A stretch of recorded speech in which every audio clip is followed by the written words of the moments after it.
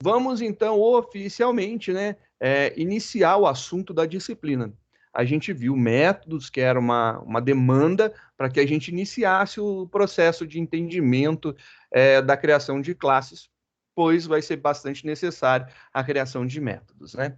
Então, vamos bater aí um papo sobre o que é essa tal de orientação a objeto, né?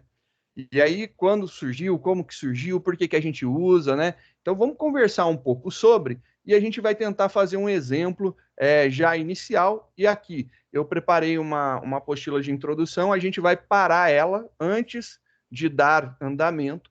Vamos fazer exemplos mais simples de criação de classes, para gerar objetos a partir dessas classes, e depois a gente volta nela e dá andamento. Então, a gente deve ficar aqui nela pelo menos essa aula e a próxima no mínimo, né? Então, não se estressem com isso. Então, vamos começar aí a entender quais são os nossos objetivos, né? Os nossos objetivos, primeiro, é a gente entender aí esse novo conceito, né? Essa nova forma de programar. A programação em si, ela não, efetivamente, ela não muda, né? Você vai continuar fazendo as mesmas coisas. Só que a gente tem algumas estruturas novas que a gente vai implementar, que são as classes e, em consequência, os objetos, que vão fazer diferença na forma com que a gente lida com os problemas, né? Então, a forma com que a gente vai ver o problema, pensar em uma solução, vão ser alterados devido a esse novo conceito que a gente vai aprender, que é a programação orientada a objeto. Para tanto, a gente precisa entender dois conceitos base, né? Que é classe e objeto. Depois a gente vai fazer uma implementação de uma classe para criar objetos a partir dela. E antes disso daí eu vou criar vários exemplinhos de classe para a gente entender por que a gente está usando o tal do método, né? E aí a gente já fala de um dos pilares da programação orientada a objeto, que é o conceito de encapsulamento, que é o proteger aí as informações para que o usuário não faça coisa errada no modelo que a gente crie, né? Então, essa é a grande sacada. Então, vamos lá. Para início de conversa, o que a gente precisa ter, né? Então, vamos dar o primeiro passo, né? A orientação a objetos, né? Ela é uma forma de se programar. Ela muda a maneira com que você cria seus códigos. Muitas vezes, no início da introdução, que você está começando a ser apresentado a essa nova forma de programar, você tem uma impressão de que você escreve muito mais para obter exatamente o mesmo resultado. O problema é que isso é verdade. No início, você escreve muito mais para obter exatamente o mesmo resultado. Obviamente, você vai usar formas diferentes. Se você for pensar, analisar, ver quantidade de memória usada, você vai ver que usar a orientação objeto para solucionar um problema simples acaba sendo muito mais linha de código, exigindo muito mais conhecimento e no final gera um programa que consome muito mais recursos do que um programa mais simplório. Porém, todavia, entretanto, a gente está com o objetivo de introduzir o conceito, mostrar com coisas simples como se faz orientação a objetos. A partir do momento que você entendeu o processo de como se faz a orientação a objetos, aí sim a gente começa a criar modelos maiores. Já de antemão, eu gostaria de lembrá-los. Por enquanto, a gente está tendo listas de exercício aí que vem com 5, 10, 15, 20 exercícios. A partir do momento que a gente entra em si, né, na orientação a objetos, a gente começar a se aprofundar nas outras técnicas dessa forma de programar, a gente vai ter um exercício. E a resolução desse um exercício vai demorar aí de umas 2 semanas, pode demorar até umas 2 semanas. Então, é normal ficar muito grande e a gente começa a diminuir, porque aí você tem que dar uma solução, né? Então, essa uma solução é o que gera bastante tempo para a gente ver a possibilidade aí de criar uma solução orientada a objetos, né? E vamos entender aí como que surgiu, né? Vamos entender da onde que veio o conceito de orientação a objetos. O conceito de orientação a objetos em si, ele é bem antigo, né? Ele deve estar lá datado, eu não lembro a data direito, mas deve estar pelos anos 1960, em torno disso daí. E aí ele vem da época do início, dos primórdios da programação, onde você tinha uma programação macarrônica inicialmente, né? Quando a gente começa a falar de linguagens de alto nível, não estou falando em linguagens de baixo nível. Então, falando em linguagens de alto nível, a gente tinha aquelas programações macarrônicas. E aí, macarrônicas vem da ideia de você tentar seguir um fio de macarrão dentro de uma garfada, onde você imaginando pegar uma garfada com bastante macarrão, se você tentar seguir um fio, você vai ver que é bem complicado achar o início, o fim dele e o caminho que ele faz. A linguagem, nesse momento primordial, era a linguagem BASIC. A linguagem BASIC, que veio a ser a linguagem base do Visual Basic, né? Que é o VB, o famoso VB, ela tinha um problema. Ela, assim como outras linguagens têm essa feature, né, mas era muito comum se utilizar isso nela. Os tais dos go-to, né? Você fazia pequenas marcações, colocava labels e mandava ir para. Então você criava um label em um determinado ponto do teu código, uma referência, uma setinha, né? E você falava em outro determinado momento, vá para. Ele não quer nem saber, ele literalmente pulava para aquele trecho de código. Se você quiser fazer uma analogia com o HTML, seria as âncoras do HTML, né? Então você fazer um link do tipo âncora, que você clica e ele navega dentro da própria página, só que aí você estava navegando dentro do próprio código, quebrando qualquer possibilidade de estrutura de programação. Depois, né, do Visual Basic, veio a ideia, né, com as linguagens Pascal e linguagem C, de estruturar. Não que Visual Basic não pudesse ser estruturado, mas em VB era muito forte essa ideia de usar os go-tos da vida. E aí entrou a programação estruturada. A programação estruturada, ela tem uma técnica utilizada muito interessante. Ela tem uma metodologia top-down. Ela vai de cima para baixo. Então, ela tem possibilidade de ter os seus desvios. Então, chegou aqui, fez um teste, não é verdadeiro, ela pula um trecho de código, mas é um trecho de código que você sabe que vai ser pulado e você visualmente consegue enxergar. Muito bacana, muito interessante.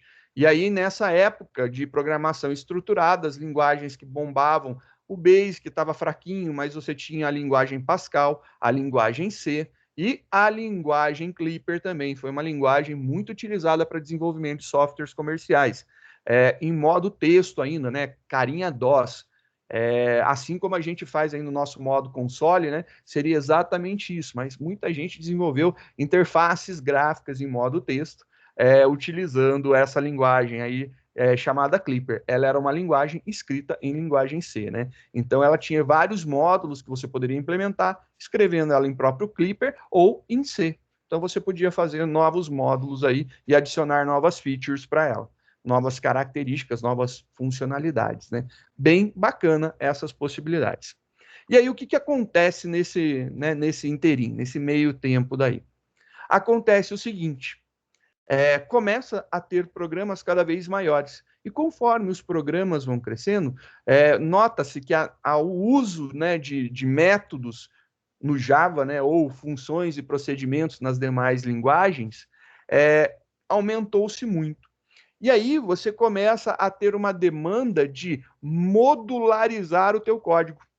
Então, você criar módulos. E esses módulos são os arquivos separados ou instruções separadas. Então, você criava funções para que aquele procedimento facilitasse. Então, a programação estruturada, ela teve, através de funções e procedimentos, a evolução para programação modular, aonde você criava módulos e aí você separava em arquivos, e aí os arquivos, um podendo ser enxergado pelo outro, normalmente estando na mesma pasta ou diretório, eles conseguiam, e aí você conseguia fazer referências, né? E aí você fazia chamada daquele programa ou daquele trecho de código, daquela função, daquele procedimento, daquele método, no teu código, a partir de outro arquivo. Então, ficou mais fácil você organizar. Então, você tinha o teu programa principal, por exemplo, você tinha lá o teu programa cadastro de clientes, cadastro de funcionários, cadastro de produtos e o módulo de vendas. Então, você fazia tudo literalmente modular. Você criava pequenos trechos de código. Com isso daí, né, com essa ideia da modularização e com o avanço do desenvolvimento da linguagem C, a linguagem C evoluída para C++, ela teve a possibilidade da implementação de técnicas de orientação a objeto. E aí o que acontece? Não quer dizer que a linguagem C foi a primordial. Existiram várias outras antes, né? Mas o que acontece nesse momento aí? Dentro da linguagem C, existe, não só na linguagem C, né? Na linguagem, no VB eu não lembro o nome, mas na linguagem Pascal ou Delphi era chamado de type. Na linguagem C era chamado de structs, estrutura. E na linguagem Java, isso daí é chamado de classe. Então tem uma analogia muito similar, né? Então não é que o Java está inventando moda, ele simplesmente tem uma forma nova de abordar um conceito que já era visto. Então você criava estruturas, ou no Pascal você criava types, tipos, que representariam um novo tipo de variável. E é isso que a gente faz. Então a classe para a linguagem Java, na verdade, é a criação de um tipo novo, aonde você tem o seu tipo. Você não está dentro dos tipos limitados da linguagem. Você não está utilizando apenas um tipo primitivo, né? O int, um double. Você pode juntar algo que tenha int e double.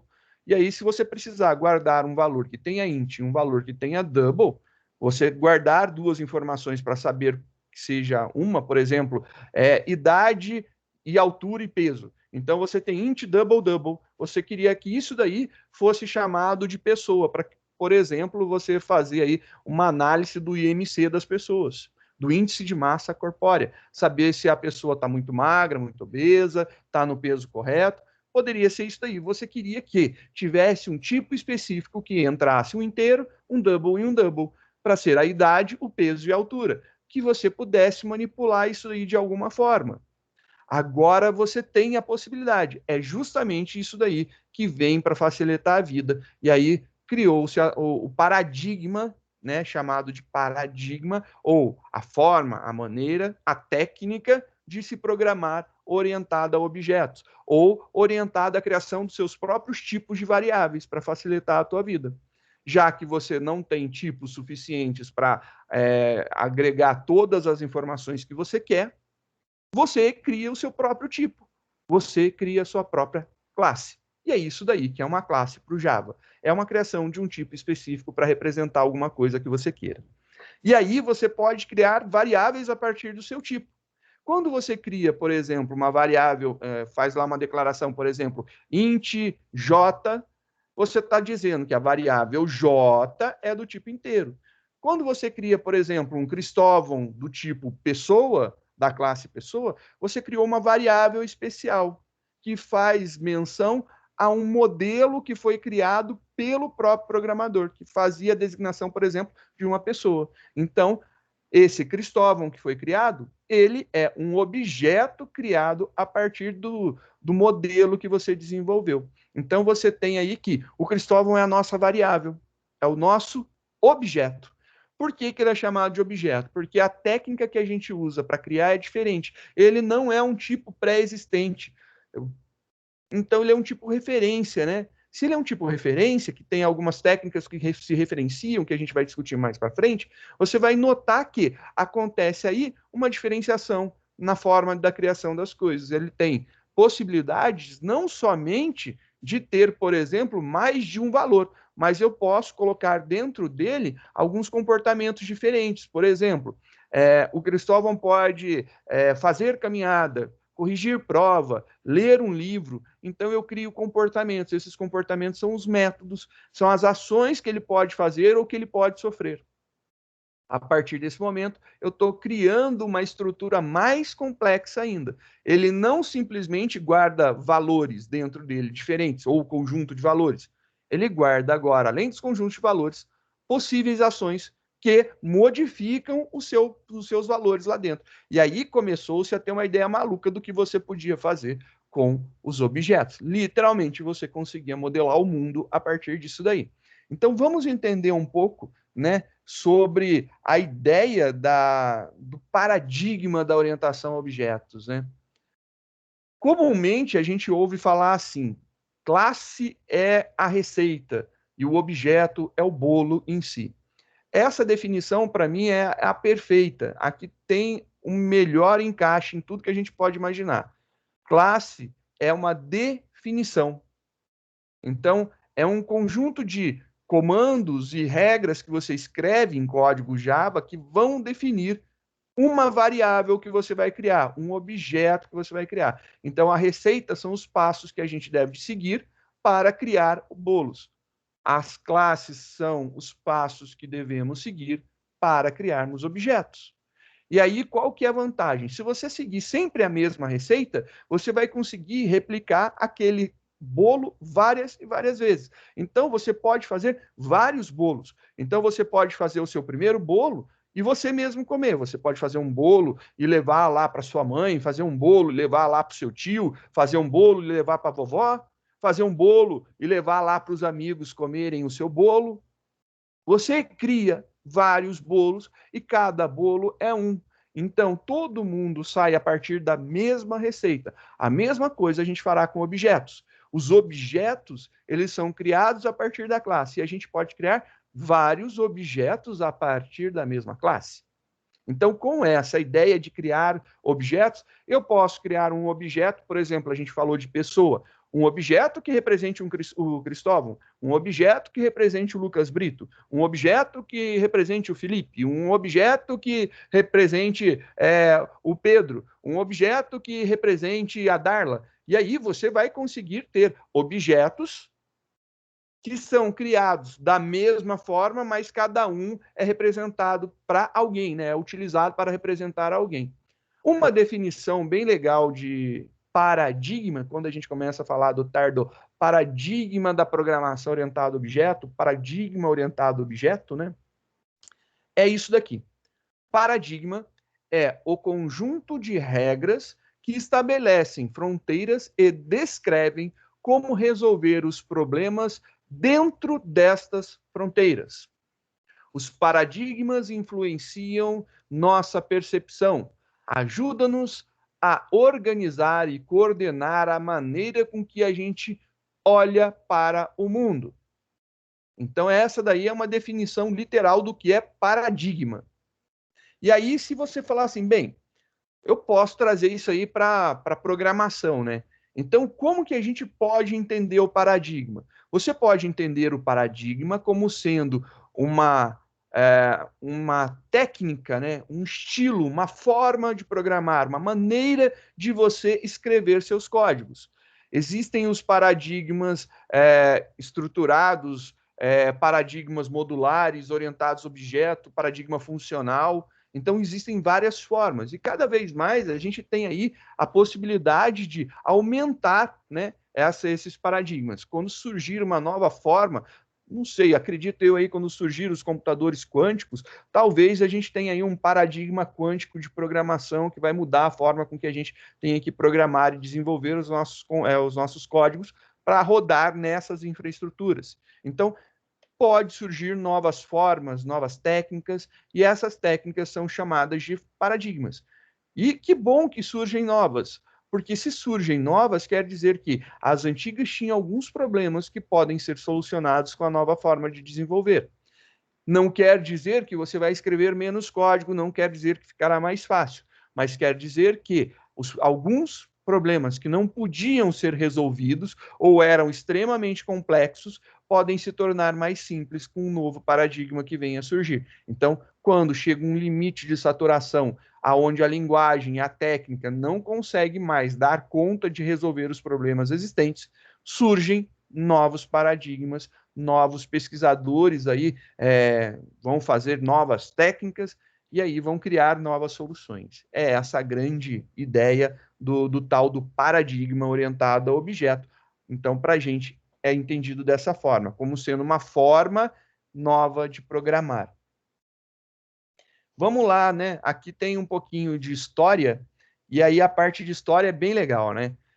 Quando a gente fala de orientação a objeto, como eu falei para vocês, você imagina que, é Java. Não, não é Java. O Java não foi a primeira linguagem, né?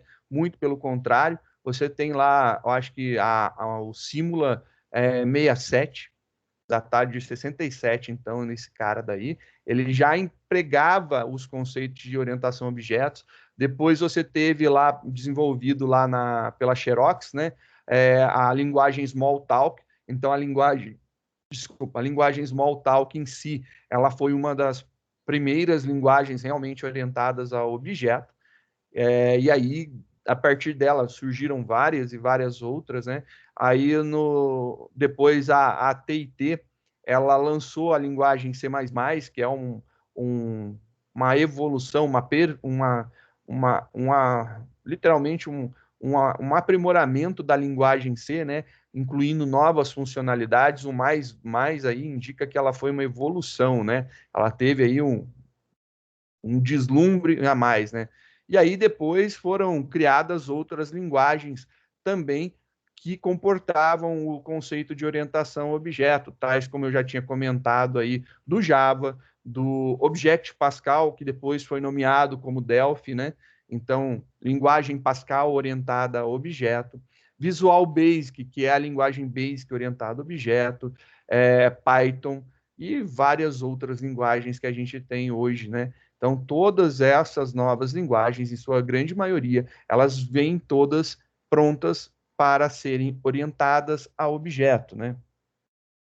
Vamos ver aí um pouco do básico, né, que a gente precisa entender sobre orientação a objetos. Esse paradigma, ele faz com que as coisas sejam criadas de forma diferente, principalmente na linguagem Java, né? A linguagem Java, ela trata literalmente os objetos e as classes de uma forma muito diferente das variáveis que são definidas como tipos primitivos. Essa filosofia principal aí do paradigma é solucionar problemas via programação. É literalmente você conseguir modelar coisas e objetos do mundo real de forma mais fácil. Eu sempre gosto de contar a historinha e eu repito milhares e milhares de vezes porque eu curto a minha história, eu vivi isso daí, e aí eu fui para fazer uma entrevista de estágio logo depois que eu acho que estava no primeiro ano da faculdade, primeiro ano da FATEC, fui fazer uma entrevista de estágio. E aí, nessa entrevista de estágio, literalmente, o cara me perguntou se eu sabia orientação a objetos. E eu programava em Delphi, né? Claro, eu sei, manjo, claro, programa em Delphi, eu manjo orientação a objetos. E aí ele pegou e, né, na entrevista, pediu para que eu olhasse, né? Respondesse para ele algumas perguntas. Fui respondendo, aí ele foi lá, buscou um papel e pediu para eu modelar uma cesta de frutas que estava em cima da mesa de jantar dele. Eu falei, putz grilo, e agora? Como modelar essa birosca, né? Por quê? Porque o meu pensamento, o meu treinamento, a minha vida foi estruturada em modular. Eu sabia fazer programação estruturada, eu sabia fazer programação modular. Eu achava que eu sabia orientação a objeto. Eu usava muito coisas prontas, mas eu não sabia criar as minhas.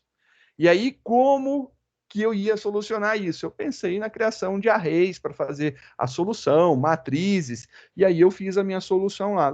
Fui para casa, e aí eu falei, pô, não é possível que o cara me sacaneou ou que ele use isso daí no dia a dia dele. Claro que não usava dessa forma, mas aí eu fui estudar a orientação objeto a fundo e eu descobri que se eu soubesse realmente orientação objeto, eu ia dar um sorriso para ele, só isso? E ia resolver. Se ele pedisse hoje, se eu tivesse fazendo uma entrevista, o cara olhar para o lado, eu estou no meu quarto dando aula para vocês, eu olho lá, modela guarda-roupa para mim. Eu ia modelar um guarda-roupa com o pé nas costas. Assim como em várias aulas a gente vê aí algumas experimentações muito malucas que eu faço. A última aula eu estava modelando cafeteira. Já modelei jogos de loteria, os jogos da caixa permitidos, né? Os jogos da caixa. Modelei, fiz o modelo de como criar jogos, né? Então eu poderia, sei lá, criar Loto Fácil, Lotomania. Eu estou chutando porque eu não sei os nomes realmente, é o que eu lembro que me passaram. Assim como eu fiz a parte do café lá, cafeteira eu manjo, porque eu gosto de café. Então, eu criei minha cafeteira de café coado, cafeteira expresso, estava planejando fazer uma prensa italiana. Então, a partir de um modelo, eu consigo criar qualquer coisa. Eu consigo modelar praticamente tudo que você falar, eu consigo modelar hoje, graças ao conhecimento em orientação a objetos. Então, o que é tão interessante na orientação a objetos? A capacidade de você transformar em código algo do seu mundo, algo do mundo real. É isso daí que é bem bacana. Você consegue transformar em código coisas que antes normalmente a gente não iria conseguir ou teria muita dificuldade de, vou usar uma palavrinha bacana, de abstrair, né? Abstrair, a gente com a orientação objeto se torna mais fácil. E aí entra um tal de um conceito muito bacana chamado abstração. O que é o abstrair, né? Vamos supor, quando eu falo, né? Vamos imaginar aí que a gente está falando do nosso sistema de cadastro de alunos. Então, vou lá na FATEC e vou cadastrar um aluno novo. Então, eu vou lá e coloco o nome do aluno e dou uma matrícula para ele. Se eu pegar e falar para você, olha, o aluno se chama Cristóvão, a matrícula dele é 123. Você consegue visualizar que isso daí é um aluno? Eu falei para você, ó, cadastrei um aluno chamado Cristóvão, matrícula 123. Você pega e olha assim, o nome é aluno, matrícula 123, beleza, estou vendo um aluno. Mas o Cristóvão só tem essas características, né? Não, o Cristóvão tem muitas outras características. Tem altura, tem peso, tem cor do olho, tem quantidade de dedos, tem glicemia, tem tamanho do fígado, tem doenças que podem ter, doenças que herdou, ele pode ter documentos. E aí a gente pode ficar aqui falando de tudo que são características que a pessoa Cristóvão poderia ter. Então, poderia começar a fazer assim uma lista gigantesca. E a gente provavelmente não acabaria hoje de fazer essa lista daí de todas as características possíveis que o ser humano pode ter, né? E aí você começa a pensar assim, mas eu preciso de todas essas características para identificar um aluno? Nada bem, não precisa. Quando você percebe que você não precisa de todas as características, por exemplo, preciso saber a metragem do teu intestino, e aí você fala assim, não precisa saber a metragem do intestino. E aí você fala assim, nossa, que coisa estranha de se falar. Mas é uma característica, cada um tem um tamanho, um comprimento. E aí, de repente, o Cristóvão como aluno não faz sentido, mas sei lá, o Cristóvão como paciente para uma clínica bariátrica, né? Para uma clínica que iria fazer redução do tamanho do intestino, do estômago, essa informação é importante. Quanto que era e quanto que ficou após a cirurgia de redução de estômago. Por exemplo, vou colocar aí, é importante saber o tamanho da vesícula de cada um de vocês? Para o sistema da FATEC, como aluno, não é preciso. Mas, por exemplo, para um cirurgião gástrico que vai fazer a remoção, caso você tenha cálculos na vesícula, já é interessante ele saber, para ele saber o tamanho do que ele vai lidar ali. Começa a perceber que, por exemplo, tamanho do teu pé. É importante a faculdade saber o tamanho do teu pé? Não. Não é nada importante para a gente, independente se você calça 32 ou calça 52, para mim tanto faz. Não vai ser isso que vai modificar você para mim como aluno. Já para uma loja, pode ser que faça diferença se ela vender calçados. Ou meias, por exemplo. Então, saber o tamanho do teu pé, ela pode já te indicar calçados do tamanho correto. Porque a gente sabe que existe aí uma falta de padronização gigantesca, onde, por exemplo, uma forma 41 às vezes é 42 em outro sapato, para caber no teu pé. E aí, se souber as dimensões, consegue te indicar qual que é o tamanho de calçado correto que você vai comprar. Aí o tamanho do pé começa a fazer sentido. Isso daí é o que é interessante para a gente. não são todas as informações pertencentes a um ser humano que são interessantes para o ser humano aluno da FATEC, mas são outras informações que a gente pode ter que são relevantes para o ser humano cliente de uma loja online de calçados, que é diferente, por exemplo, de um ser humano que é paciente de uma clínica bariátrica.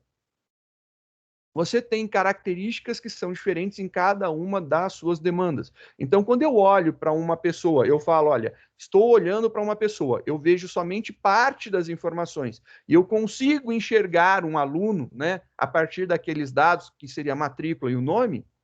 Isso daí se chama abstração. Eu costumo usar um termo muito bacana chamado de mini mundo. Você tem lá o teu mundo, né, aonde tem todas as características, e aí você selecionou somente essas daqui. Isso daqui você pegou e é um pequeno mundinho. Teu mundo gigante, você tem uma pequena parte. Essa fração do seu mundo, eu chamo ela de mini mundo. E é isso daqui que você está vendo. Você está vendo algumas características que, se você fechar o olho, você vai conseguir visualizar aquilo que está sendo representado por aquelas pequenas características. Por exemplo, eu vou falar para você, olha, um aluno tem nome e matrícula, beleza? Então, 1, 2, 3, Cristóvão. Aí você fala assim, eu consigo visualizar o Cristóvão como sendo um aluno. Beleza, você está conseguindo abstrair. E é isso daí que a gente vai trabalhar aqui daqui para frente durante algumas aulas, a nossa capacidade de modelar coisas do mundo, trazendo para nosso mundo programado, né? Para a gente programar as coisas reais do mundo. Então, a gente vai ter as coisas mais absurdas que você poderia imaginar. Por isso que nos exercícios de orientação a objeto, a gente sai um pouquinho do convencional, né? A gente faz programação, por exemplo, na apostila vocês vão ver aí programação de mamífero, programação de carro, programação para representar um carro, não para programar um carro para andar sozinho, pelo amor de Deus, a gente não está nesse momento. A gente está modelando um carro, a gente está modelando uma pessoa, modelando um funcionário. Calma, tudo ao seu tempo. A gente vai estar sendo contratado pelo Elon daqui a pouco. E aí a gente trabalha para desenvolver os novos modelos de Tesla. Mas a gente precisa entender, em priori, né, o que é essa tal da orientação a objeto. Então, conforme a gente vai entendendo e vivenciando, a gente vai percebendo que se torna mais fácil a gente modelar coisas e solucionar problemas que antes podiam vir com um grau muito pesado e muito denso para que você tentasse modelar e solucionar esse problema. Aí vamos brincar aí sobre algumas coisas, né? Já que a gente está falando que a orientação a objetos, né? Ela se baseia aí no conceito de objetos. Vamos entender um pouquinho mais sobre isso daí, né? E os objetos, eles têm algumas features, né? Algumas características, né? Que a gente precisa enumerar. Por exemplo, a gente tem aí algumas coisas que a gente pode entender como sendo reais, né? Então, se eu chegar para você e falar assim, olha, modela uma casa, você pode ir lá, colocar a mão, né? É tátil, você consegue ver o que é uma casa e você consegue modelar todas as características que você julga necessário para sua casa. E lembrando, cada um pode modelar uma casa de uma forma. Por quê? Por exemplo, se você estiver modelando uma casa para fazer um sistema de imobiliária, você modela de uma forma. Se você estiver fazendo uma casa para fazer, por exemplo, um sistema de controle automatizado, você vai modelar de outra forma. Se for para um escritório de projetos, é outra forma que você vai modelar. Então, cada ambiente, né, que você estiver desenvolvendo, para cada ambiente que você estiver desenvolvendo, você pode ter o mesmo objeto com características distintas, né? Então, você pode ter características que você usou para modelar uma casa para uma imobiliária que não estão presentes num sistema lá de, por exemplo, de uma construtora. Então, as informações que você colocou lá para a construtora podem não ser úteis para a imobiliária e vice-versa. Então, você vai acabar fazendo modelagens específicas, abstrações específicas para cada tipo de problema. E aí a gente tem algumas coisas no nosso mundo, né? E aí, por exemplo, eu gostava de dar aula essa aula na FATEC, porque eu usava muito a nossa sala como exemplo, né? E aí a nossa sala de aula, ela foi construída com blocos de cimento, né? Então, as salas da FATEC são construídas com blocos de cimento. Aqueles blocões retangulares, né?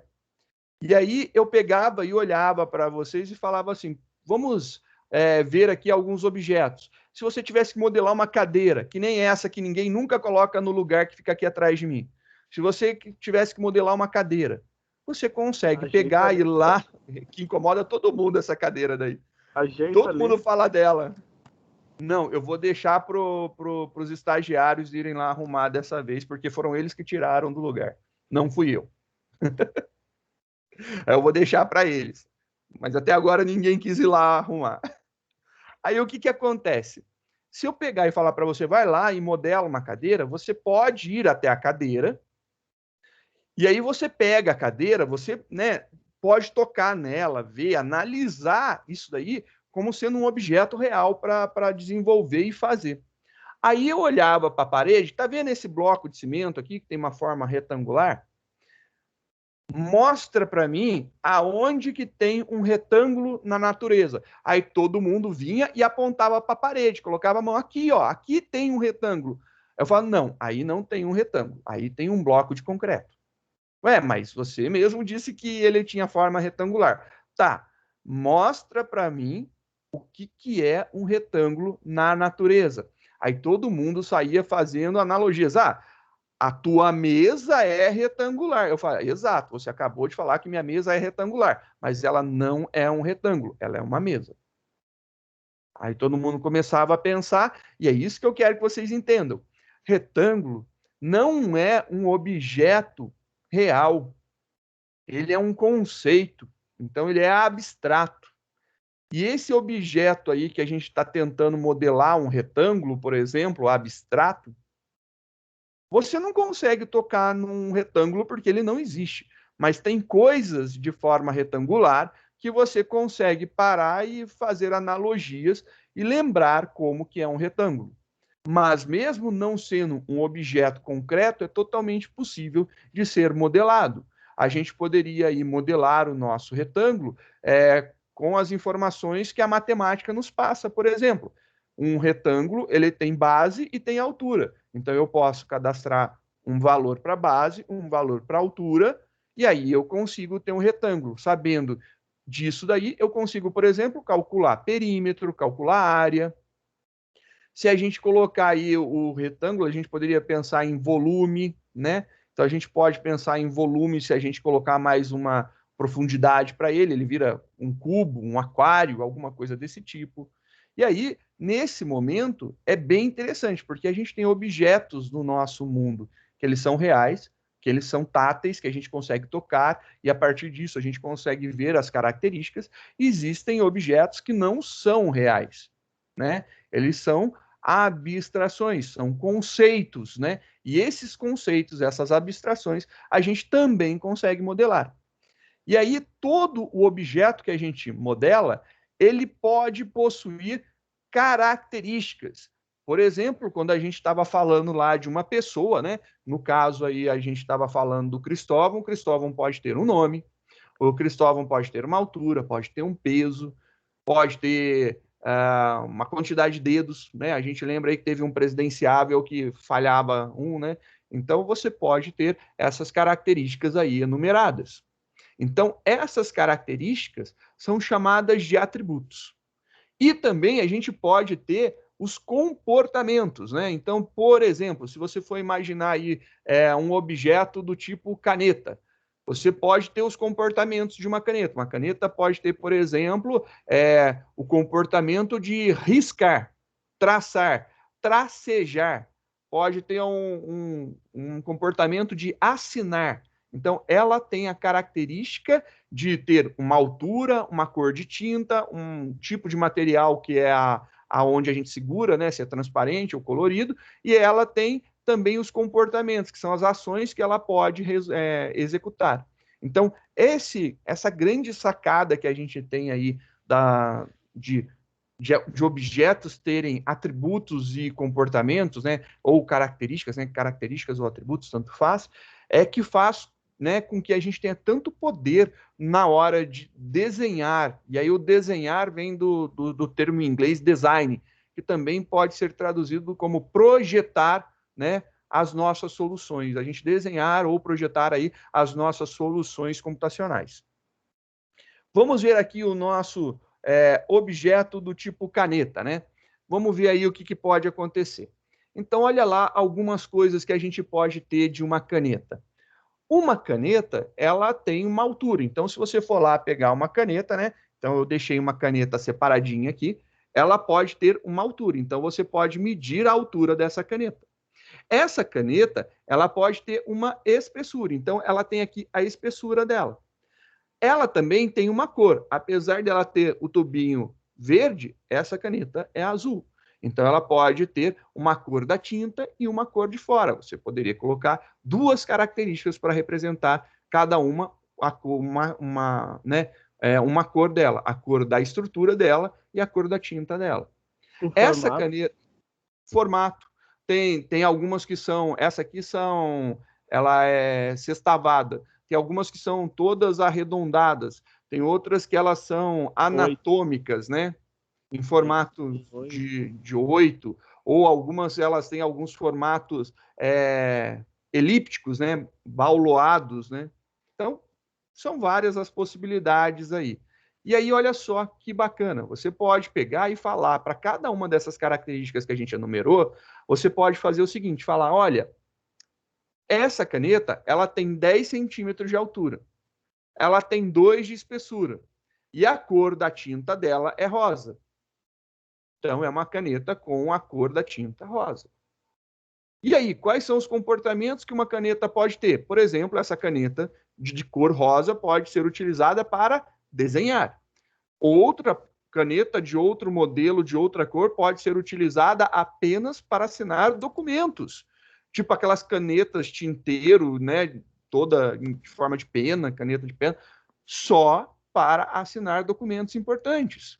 Então, você tem aí várias possibilidades de utilização. Você pode criar vários comportamentos específicos para a sua caneta funcionar da forma com que você projetou. Continuando, a gente tem aí, por exemplo, uma pessoa. Uma pessoa, como eu disse, ela pode ter a altura, pode ter o peso, pode ter a idade, e aí você pode dizer, olha lá, a pessoa ela tem 1,80 m de altura, ela tem 70 quilos e 25 anos de idade. Quais são os comportamentos que uma pessoa pode ter? Uma pessoa pode andar, pode sorrir, pode ler, pode correr, pode trabalhar. E aí você define como esse comportamento vai alterar, vai manipular essa pessoa, né? Então são os comportamentos que ela pode realizar ou sofrer. Se eu criar uma segunda pessoa, ela vai ter as mesmas características da primeira pessoa criada, porém, eu posso dar valores para os seus atributos diferentes, né? Então, eu posso ter agora uma pessoa que tem 1,60 m, ela pesa 55 quilos e ela tem 18 anos de idade. Você pode, por exemplo, fazer uma modelagem desse tipo. Então, você vai criar agora, a partir do teu modelo, a partir da tua classe, você vai criar objetos distintos, que vão seguir a estrutura que você desenhou, que você projetou lá na tua classe. E cada um vai poder ter seus próprios valores. E aí, os objetos se tornam individuais, né? Únicos. A gente pode também modelar e trabalhar com a ideia de objetos que não são concretos, ou seja, objetos que são abstratos, que são conceitos, né? Como eu tinha falado, o tal do retângulo. O retângulo eu acho fabuloso, porque todo mundo acha que só porque alguma coisa tem formato retangular, aquilo é um retângulo. Não é. Retângulo, ele é um conceito. Então, a gente pode pegar a definição do que é um retângulo, E aí a gente pode modelar um retângulo nosso, mesmo a gente não conseguindo ver e pegar um retângulo de verdade, pois ele é apenas um conceito. A gente consegue ver coisas retangulares, mas o retângulo em si, infelizmente, não existe na natureza. Então, com base nessa ideia, eu poderia modelar o meu próprio retângulo. E aí eu crio um retângulo, e aí o meu retângulo tem algumas características, alguns atributos. Por exemplo, uma base e uma altura. Então eu posso dizer que o meu retângulo ele tem uma base e que ele tem uma altura.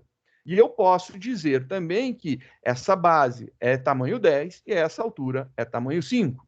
E eu posso dizer que eu vou dar algumas funções para o meu retângulo, né? Dizer que ele tem alguns comportamentos. Por exemplo, calcular área, calcular perímetro. Então, são possibilidades de modelagem de um objeto que não existe na vida real, que ele é um objeto abstrato, e que a gente consegue fazer essa modelagem. Outra coisa que todo mundo acha engraçado, né? Quando eu falo, por exemplo, uma disciplina.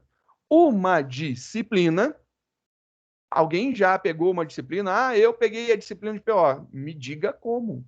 Eu até hoje, dando aula, não sei quantos anos, eu não consegui achar a disciplina de PO e pegar ela. Ela é um conceito, ela é algo que é abstrato, ela é um conjunto de regras, e esses conjuntos de regras dizem ser uma disciplina. Ah, mas você está dando uma disciplina. Não, eu estou dando uma aula da disciplina de programação orientada a objeto, mas eu não consigo, não é algo concreto, não é algo que está ali, por exemplo, no canto do cômodo que eu estou, e eu vou pegar e mover a disciplina para o outro lado. Não é possível, porque não dá para pegar. Ela é abstrata, é um conceito. Sendo um conceito, eu consigo modelar? Consigo. Então vamos ver como que a gente poderia modelar aí uma disciplina. Por exemplo, você poderia colocar um código para essa disciplina. A nossa disciplina de PO tem o seu código, né, o seu código numérico, e ela pode ter também um nome. Por exemplo, linguagem de programação, programação orientada a objeto, estrutura de dados, inteligência artificial, são as disciplinas que eu ministro. Então, dentro dessas daí, você teria essas disciplinas, possibilidade de nomes para elas. E ela tem uma carga horária. Então, carga horária também pode ser uma característica que represente uma disciplina. Então, se a gente quiser representar uma disciplina, a gente pode se utilizar fácil da orientação a objetos. Então, a gente consegue modelar. E quais, por exemplo, poderiam ser os valores que a gente daria para cada uma dessas características, né, de uma disciplina? Por exemplo, é a primeira disciplina que eu estou cadastrando aqui no nosso curso, ou na nossa faculdade. Sendo a primeira, o código dela é 1. O nome dela é linguagem de programação e a carga horária dela são 40 horas. Então, você tem aí uma carga horária, você tem um nome e você tem um código. Começou a fazer mais sentido agora essas coisas que a gente está fazendo. Pelo menos para mim está fazendo mais sentido. Já dá para fazer alguma coisa com isso. A gente pode também ter comportamentos de uma disciplina. Por exemplo, uma disciplina ela pode ter o comportamento de listar o seu nome, mostrar o seu nome, adicionar alunos que estão cursando, que vão cursar ela. Então, ela pode ter esse tipo de característica daí. Então, a gente pode fazer desta forma. Então, tem algumas coisas bem interessantes que a gente pode brincar para fazer. Antes da gente dar continuidade, eu gostaria de criar algumas coisas, né? E aí eu gostaria que vocês, né, falassem algumas coisas e eu vou tentar anotar aqui para que a gente possa criar. Por exemplo, você quer que, né, queria pensar num objeto, sei lá, um círculo, um quadrado, um retângulo, modelar um guarda-roupa, um sofá, uma casa, um carro, qualquer coisa. Falem o que vocês querem. Notebook.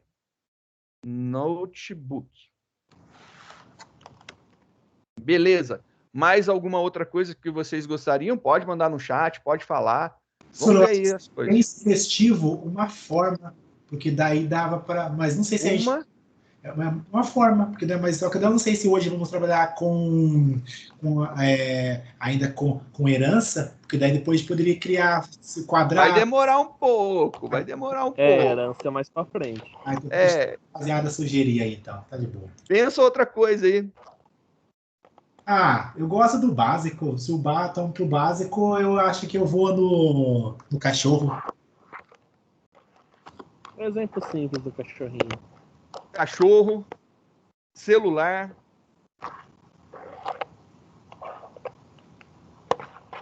Alguém mais? Se for, vai falando ou mandando aí no chat e a gente vai fazendo esses modelos para a gente trabalhar.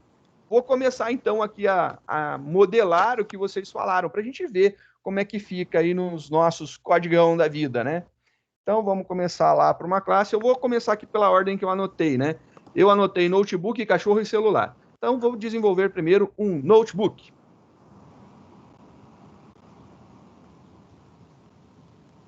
Então vamos desenvolver um notebook. Notebook.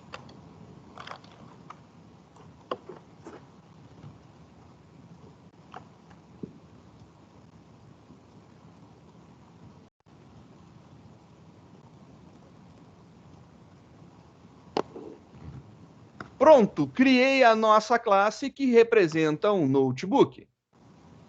Isso que é legal da programação orientada a objeto com Java. Public Class Notebook, beleza, já representa um notebook. Vou mostrar para vocês que eu já posso criar. A partir de agora, a gente vai usar muito a técnica de modularização. A gente vai criar, né, arquivos onde as classes ficam separadas do arquivo onde a gente vai testar as nossas classes. Então, eu criei aqui uma classe chamada Notebook. Não coloquei nenhum atributo, então a gente não tem nenhum atributo. Opa! Deixa eu mudar o mouse de posição, senão eu não vou conseguir escrever. Atributo ou característica. E também não temos nenhum comportamento por enquanto definido. Então a gente não tem isso por enquanto, mas a gente fará isso daí. Então, só para a gente começar. Isso daqui dá erro se eu compilar? Compilando, voa lá. Não dá erro, tá tudo certo. Funciona muito bem. Beleza. Se funciona, como que eu posso, né, usar essa classe? Eu acabei de criar uma aqui, né? Eu posso ir lá no meu arquivo, fazer um novo programa e vamos testar isso daqui. Vou salvar. Eu tenho o costume de sempre que eu vou testar, ou é testa o nome da classe, ou é usa o nome da classe. Então, eu vou utilizar o usa e o nome da classe. Usa notebook. Eu quero utilizar a classe notebook.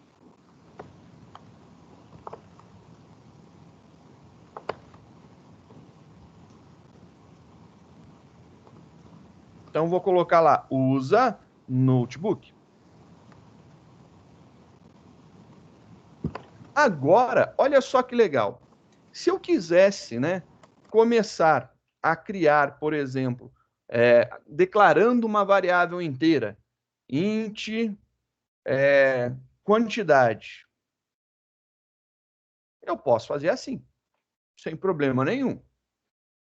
Essa grande sacada daqui é que tipo, né, a gente tem o tipo e depois o nome da variável. Então, a gente tem o tipo na frente, espaço, o nome da variável. Beleza, se eu quisesse, por exemplo, criar o meu scanner, né? Então, import java.util.scanner. Então, eu já tenho lá a importação do meu scanner, vou criar aqui um scanner para que a gente possa trabalhar com solicitações vindas do usuário. Scanner, vou chamar ele de Leia, igual a new scanner, e aí a gente escaneia a entrada do sistema. E se eu quiser agora criar o meu notebook, como que eu faço? Eu vou fazer assim, ó, notebook. Eu vou colocar aqui uma marca, só para ficar pequenininho, Dell, new notebook, e aí tem um abre e fecha parênteses ali. Opa, peraí. Oh, pera, nossa. Vou até colocar um espaço aqui, nossa.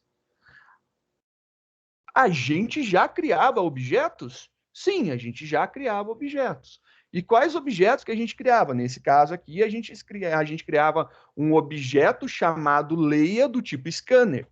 Agora, eu criei um objeto chamado Dell do tipo notebook. E aí, como que a gente tem aqui? A gente tem aqui no primeiro local o nome da classe. E vamos ver, é real? É sim, olha lá. A gente tem uma classe chamada notebook. Ó. E aí a gente criou o nome de uma variável, que vem na frente é o nome de uma variável. Só que quando a gente está lidando com os tipos que são criados por nós, ou por outras pessoas, né? Os tipos que não são primitivos, eles são chamados não mais de variáveis, são chamados agora de objetos. Então eu estou criando um objeto chamado Dell. Não é propaganda ou Dell, né? Patrocina nós aí. Fica aí a dica para Dell. Pode mandar um notebook novo para mim que eu vou agradecer muito. Aí o que acontece? Nós acabamos de criar um objeto chamado Dell a partir da classe notebook. E olha que bacana. A gente tem o operador new e depois um notebook abre e fecha parênteses. Assim como a gente tem aqui, ó, scanner, abriu e fechou parênteses. Não importa o que está ali no meio dos parênteses. Estou falando que é um abre e fecha parênteses. E aí vamos conversar sobre isso daí, né? O que nós temos de interessante? Bem, se eu declarei uma variável, eu sei que isso aqui é tipo, logo isso daqui é tipo, logo isso daqui também é tipo. Então, aqui é um tipo primitivo, aqui é um tipo referência e aqui é um tipo referência. Aí vem todas aquelas pessoas que gostam de ficar reclamando da vida, né? Nossa, mas por que que o scanner ele não ficou azulzinho e o notebook ficou? Por uma questão da minha IDE. A minha IDE ela trata dessa forma. Se você pegar uma outra IDE, provavelmente vai ficar colorido igual. Então, a minha IDE, ela não faz isso. Então, o scanner, por ter vindo através de um import, ele não fica colorido. Ele vai ficar na corzinha padrão. Já o notebook, já que eu estou acessando diretamente, ele deixa esse cara aqui da cor, né, em destaque para uma classe. Mas o que a gente tem de característica? Vale a pena voltar lá nas primeiras aulas de LP, né? Olha, existe uma regra de nomeação para os arquivos Java. Normalmente o arquivo ele deve começar com as primeiras letras com a primeira letra de cada uma das palavras que o compõem em maiúsculo. Isso também gera uma característica que é o nome da classe. O nome da classe também tem que seguir essa regra. Então, quando você tem uma classe, você tem lá a primeira letra de cada uma das palavras maiúsculas. Isso daí identifica classe. E aí você sabe que o nome do arquivo, quando a classe é pública, tem que ser o mesmo nome, né? Então, a classe e o arquivo tem que ter o mesmo nome quando a classe é pública. Então, use notebook, usa notebook, porque a nossa classe é pública. Beleza, isso aí é revisão, a gente só está comentando. Mas olha só, isso daqui é uma classe. Isso daqui é uma classe. Isso daqui é uma classe. Isso daqui é uma classe. Isso daqui é uma classe. Aí você fala assim, senhor, esqueceu ali depois do new. Aí eu falo, não. Depois do new não é uma classe. Mas começa com letra maiúscula. Mas tá vendo parênteses? Esse parênteses aqui, ele é utilizado para métodos. Então, esse cara, na verdade, ele é um método. Esse cara, na verdade, é um método. Aí você pode estar falando, mas eu não criei nenhum método chamado notebook com N maiúsculo. Aí eu falo para você, verdade, você não criou. Sim, mas ocorre aí uma criação de um método, né, para resolver nossa vida, que a gente vai discutir isso aí mais para frente, vai dar uma discussão grande. É um assunto longo e trabalhoso. Vou simplesmente falar para você, vem e confia no pai, manjou? Vem comigo, confia em mim, acredita que isso daqui está certo. O senhor está falando que depois desse new aí é um método, isso? É um método. Ah, tá, o construtor, obrigado. Exatamente. Não é o nome da classe. É uma característica desse método. É o único que tem essa característica diferenciada.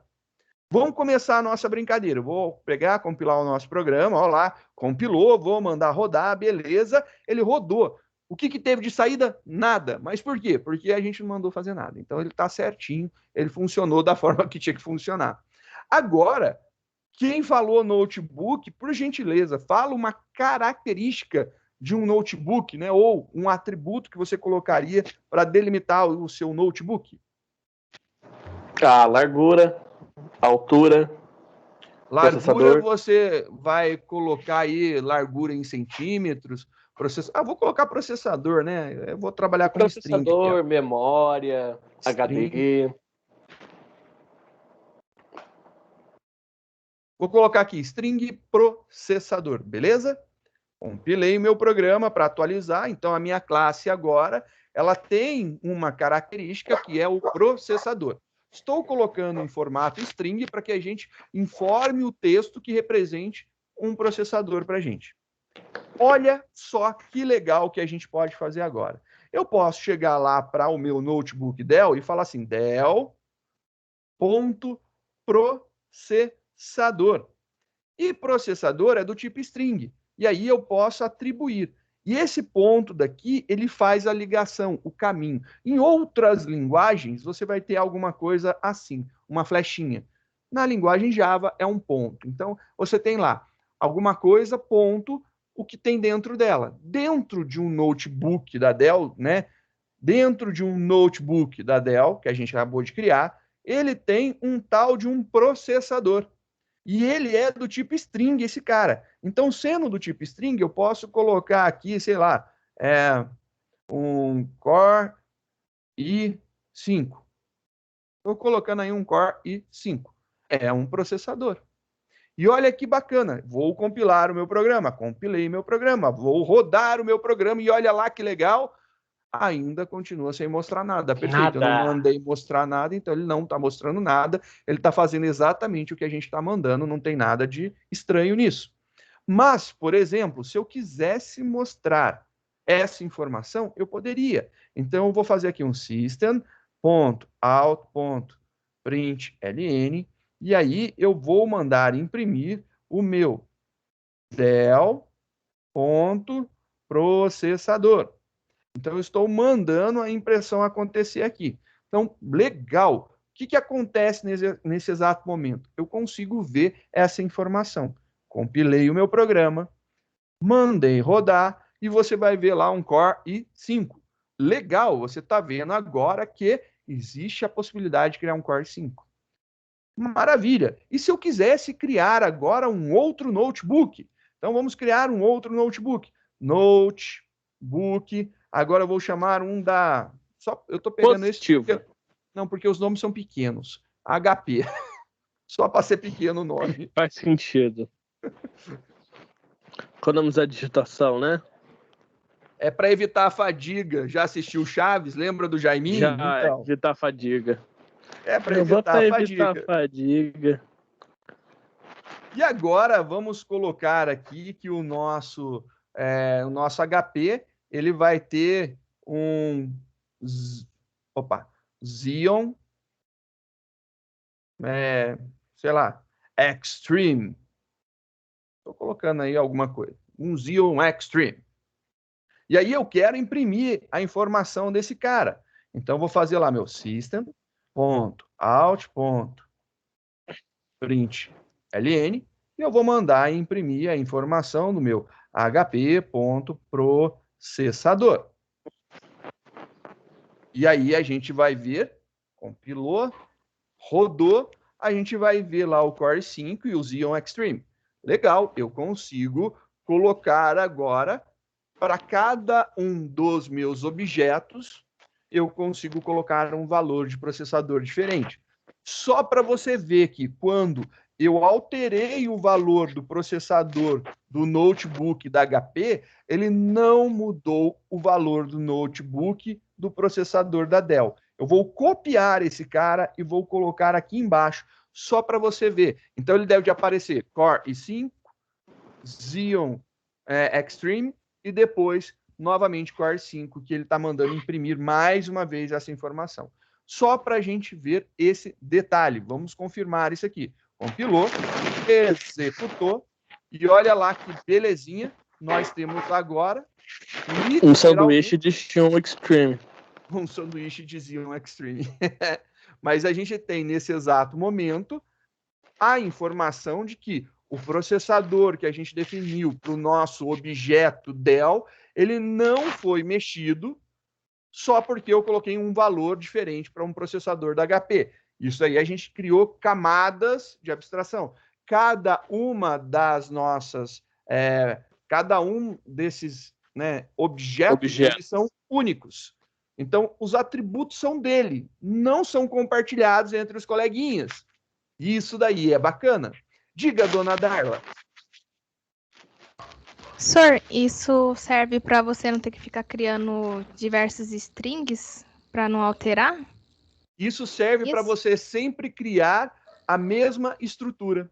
Então, sempre que eu for criar um notebook, ele vai ter as mesmas características. Vamos ver agora, por exemplo, se eu colocar aqui quantidade de memória, né? Então, vou colocar aqui um int para representar a memória do seu notebook. Beleza? Agora a gente tem dois atributos, dois comportamentos. Um é o processador e o outro é a memória. Então, vamos fazer agora esse esquema daqui. Então, vamos seguir. Eu quero agora colocar a memória do meu del. Esse del, ele vai ter memória igual a 4 GB de RAM.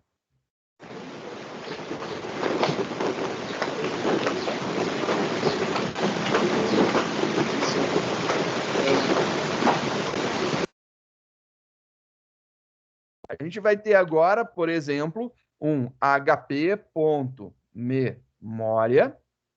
E aí eu vou falar que esse cara tem 8 GB de RAM. E olha só, eu criei um del e ele tem processador e tem memória.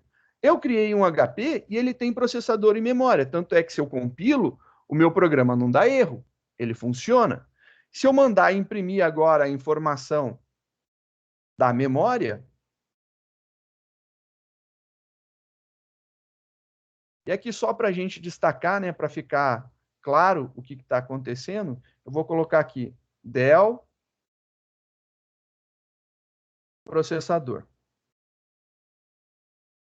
E aí eu vou colocar aqui del memória. Só para a gente ver essas diferenças aqui. E vou repetir o processo aqui para colocar aqui para o HP ser impresso. E aqui também. HP. Opa, Ctrl Z.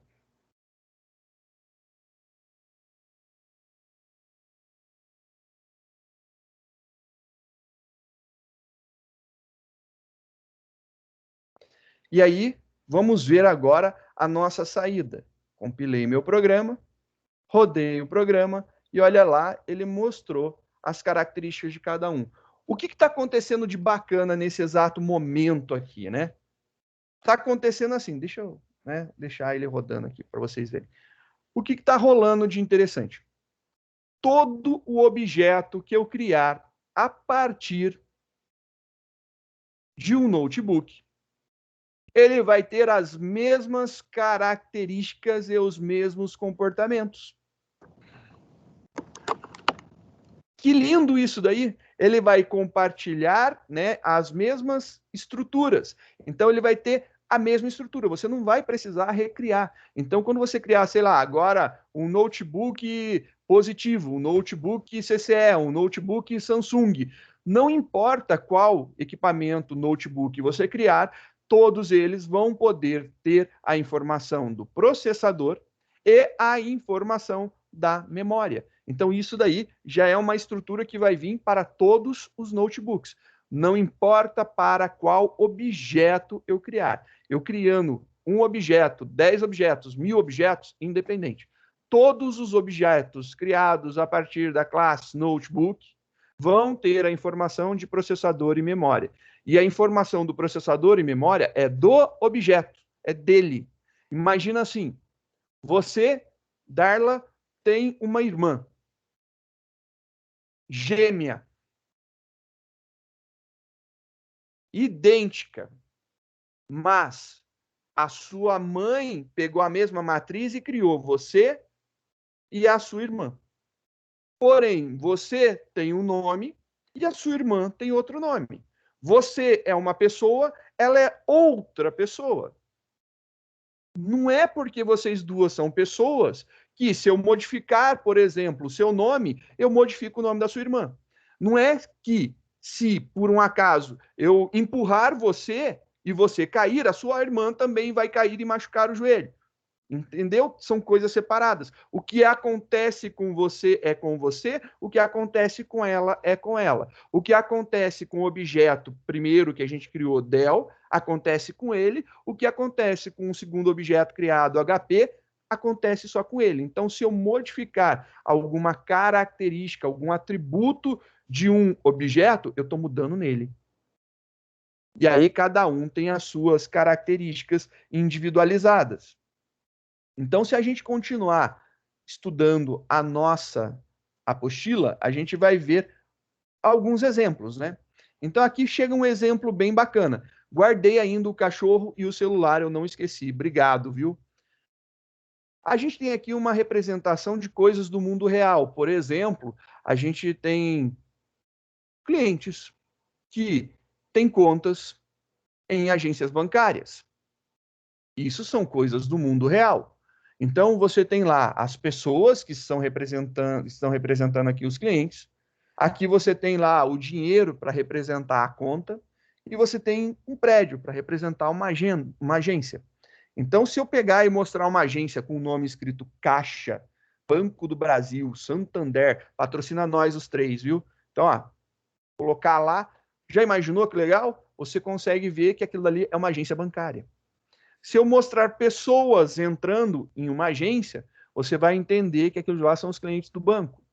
Se eu mostrar lá um documento, né, que mostra o valor, o nome da agência e o valor que tem na conta de um cliente, você vai saber que aquilo ali é a representação de uma conta de uma pessoa. Mostrar, por exemplo, um cartão, né, você conseguiria ver lá um cartão de movimentação de conta, né, que aquilo dali faz com que uma pessoa em uma determinada agência tem uma conta e você consegue entender que aquele cartão representa a conta da pessoa. Se a gente trouxer para representação em forma de gráfica, né, manipular isso daí, a gente poderia ter assim, a nossa representação de objetos dessa forma. Clientes, eles têm conta e as contas são das agências. Tanto é que se eu tenho uma conta em uma determinada agência bancária, mesmo sendo do mesmo grupo, né, por exemplo, uma conta que eu tenha no Banco do Brasil, aqui em Lorena tem dois, vai deixar de existir os dois, né? Vai ter um só. Mas o que é da praça.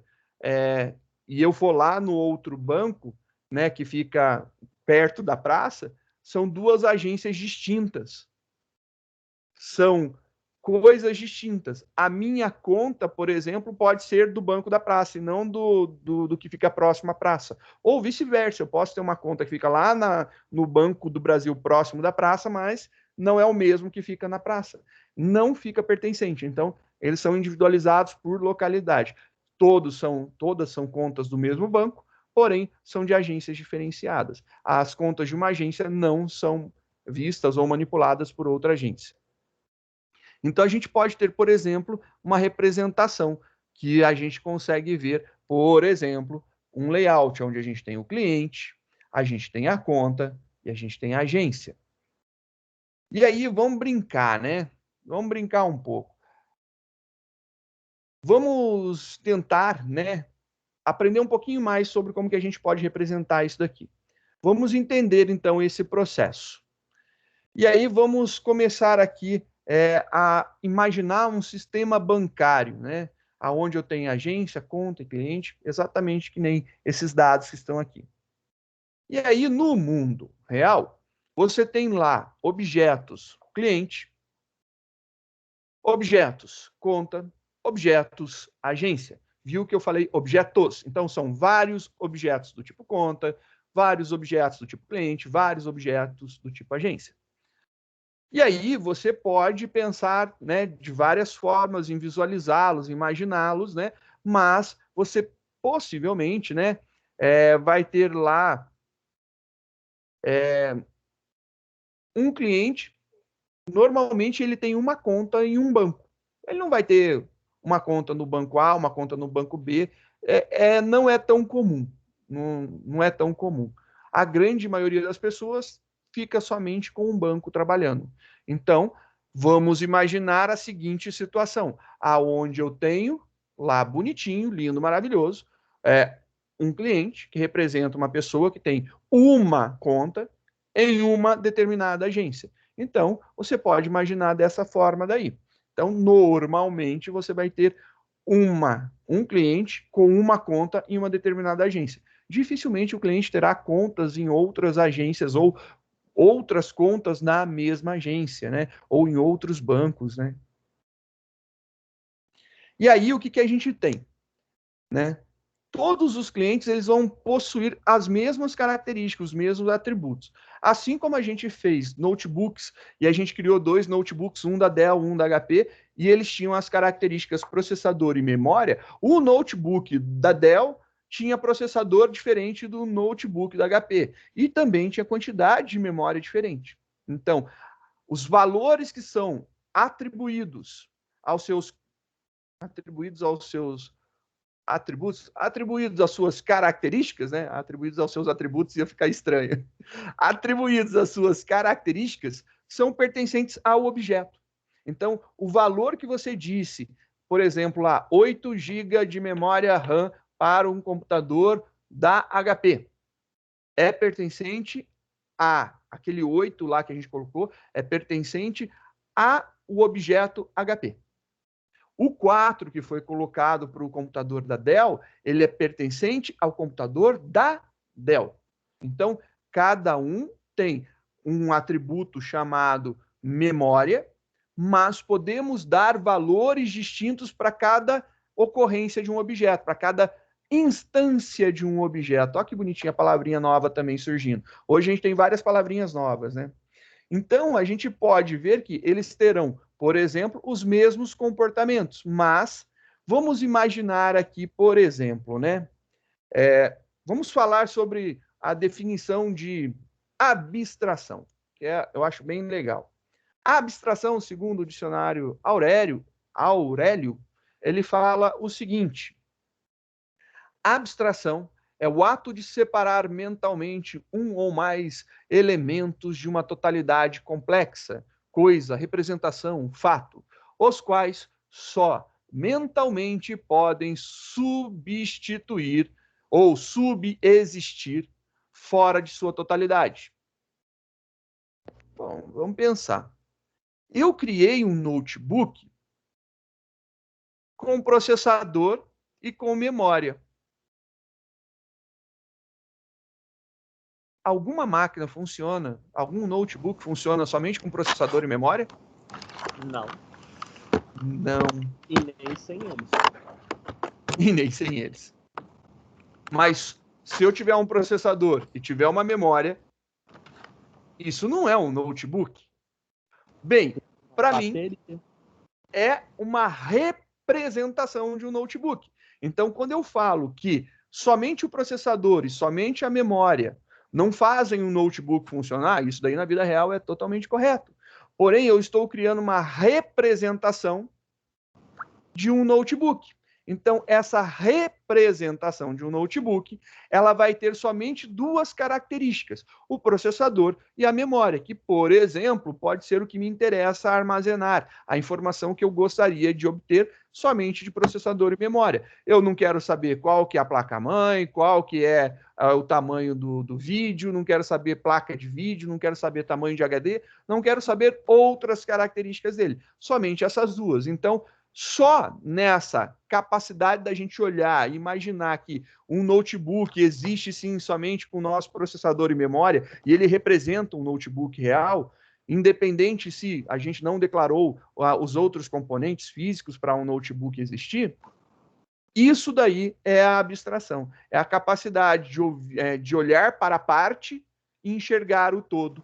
Acho tão bonito isso, né? Olhar para a parte e enxergar o todo. Isso daí é abstrair. Foi o que eu te falei, é a capacidade da visão de mini mundo, de você ver parte da totalidade, parte do mundo. A gente viu 2 características, e essas 2 características aqui, elas conseguem representar para nós, no nosso momento, na nossa análise, conseguem sim representar um notebook.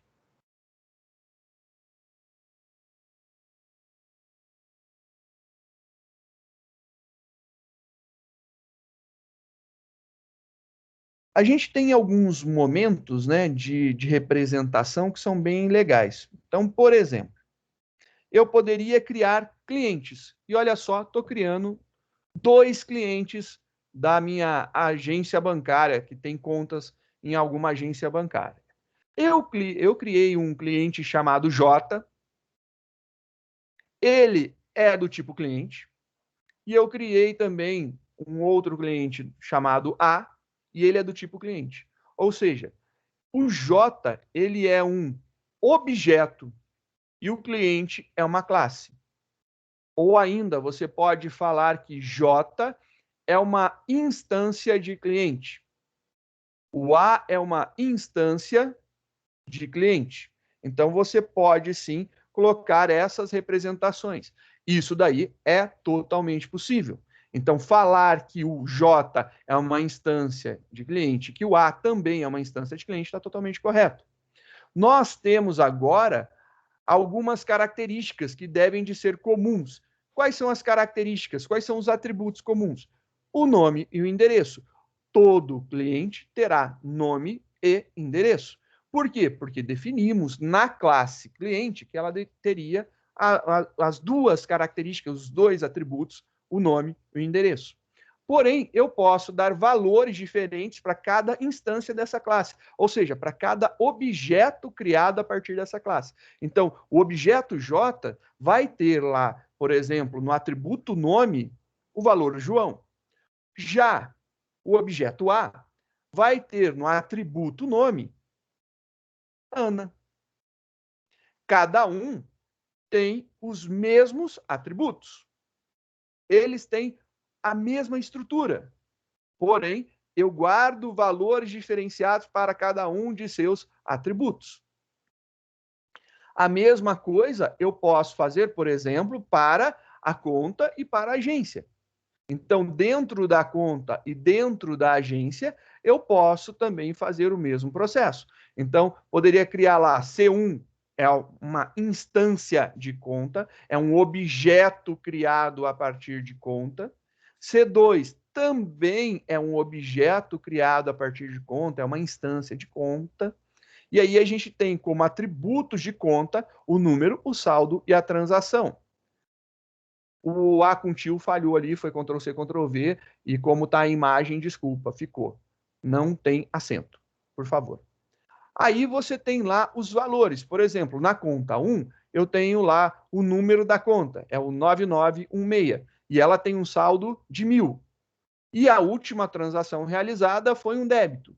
Já a conta 2, ela tem um número que identifica ela, que é o 8761, um saldo de 500 e a última transação que aconteceu foi um crédito. Eu posso ter também uma agência, por exemplo, uma agência C. E aí eu tenho atributos que representam uma agência. Quais são os atributos que representam uma agência? O nome e o endereço. Por exemplo, o nome da agência, Centro. Poderia ser Catedral, como é em Guaratinguetá, no caso do Banco do Brasil. E o número? 1, 2, 3, por exemplo, o número que representa essa agência dentro dos bancos, né? Dentro dessa rede bancária. Você pode ter isso daí.